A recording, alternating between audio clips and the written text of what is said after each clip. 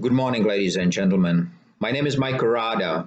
I am a human, and I am the founder of Industry 5.0. And I would like to welcome you to join the keynote that will be delivered on 25th of April 2022. You will get the possibility to learn about the impact of Industry 5.0 on recycling and waste management, and about the changes which already are being implemented worldwide. I hope you will prepare your questions and do believe there will be many.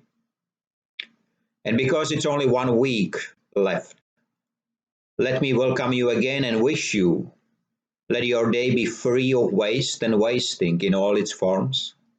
Stay safe and free. See you then.